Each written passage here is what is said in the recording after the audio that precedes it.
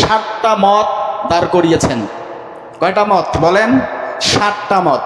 কেউ বলেছেন যে রাসূল সাল্লাল্লাহু আলাইহি সাল্লাম 2 রবিউল আউয়াল, 2 রবিউল আউয়াল জন্মগ্রহণ করেছেন। আবার কেউ বলেছেন 7 রবিউল আউয়াল জন্মগ্রহণ করেছেন, 9 রবিউল আউয়াল জন্মগ্রহণ করেছেন এবং 12 রবিউল আউয়াল জন্মগ্রহণ করেছেন।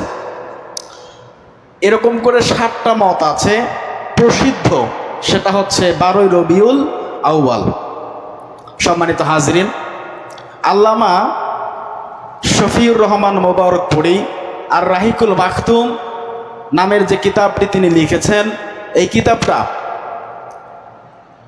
আন্তর্জাতিক মানচিত্রে এই কিতাবটাকে তারা বিভিন্ন বড় বড় আলেম এবং পৃথিবীর বিভিন্ন রকম ফকিহবিদরা এই কিতাব নিয়ে গবেষণা করেছেন। হিসাব করে দেখা গেল 1182টা কিতাবের মধ্যে আল্লামা শফিউর রহমান মোবারকপুরী আর রাহিকুল মাখতুম নামের যে কিতাবটি লিখেছেন, এটা শ্রেষ্ঠ কিতাব। সবগুলো কিতাবকে পিছনে ফেলে আর রাহিকুল মাখতুম এই কিতাবটি প্রথম স্থান অধিকার করে পুরস্কৃত হয়েছেন আল্লামা শফিউর রহমান মোবারকপুরী। বলি আলহামদুলিল্লাহ। আর রাহিকুল মাখতুম এই বইটা কিনে নেবেন, এই বইটা নিয়ে পড়বেন। শামায়েলে তিরমিজি এসব বই বাসায় রাখবেন। মুহাম্মদ সাল্লাল্লাহু আলাইহি সাল্লামের জীবনী সম্পর্কে সুস্পষ্ট ধারণা, বর্ণনা আর রাহিকুল মাখতুমের মধ্যে আছে।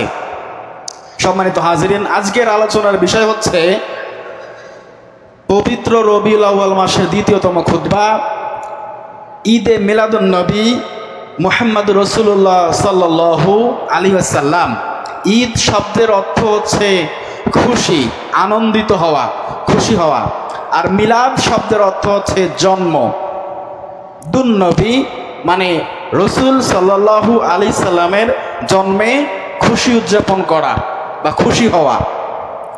ঈদে মিলাদুন নবী গত 1 বছর আগে আমি আলোচনা করেছিলাম ঈদে মিলাদুন নবী সম্পর্কে।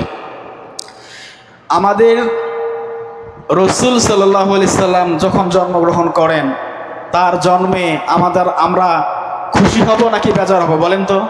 আমরা খুশি। আমাদের রসুল এই ধরার বুকে আগমন করেছেন। প্রতিটা মুসলমান, কুল কায়নাত, এমনকি আকাশে চন্দ্র নক্ষত্র, সৃষ্টিরাজি, পশু পাখি সব কিছু খুশি ঘোষণা করেছেন। সবাই খুশি হয়েছেন আমাদের রসুল সাল্লাল্লাহু আলাইহি সাল্লামের জন্মের খবর শুনে। বলি সুবহানাল্লাহ। এমনকি যার নামে আল্লাহ পাক আয়াত নাজিল করে জানিয়ে দিয়েছেন অতি শীঘ্রই এই আবুল আহাব জাহান্নামের মধ্যে প্রবেশ করবে, লেলিহান অগ্নিতে আমি আবুল আহাবকে নিক্ষেপ করব। সেই আবুল আহাবেও আমাদের রসুল সাল্লাল্লাহু আলাইহি ওয়াসাল্লামের জন্মের সময় খুশি হয়েছেন। বলি সুবহানাল্লাহ। এটা ভালো কাজ। এটা কি কাজ বলেন? ভালো কাজ। একটা খারাপ মানুষও যদি ভালো কাজ করে, এই ভালো কাজের প্রশংসা আপনার করতে হবে বা স্বীকার করতে হবে। কারণ সত্যকে সত্য বলে স্বীকার করাই হচ্ছে আবু বকর সিদ্দিক, ঠিক না?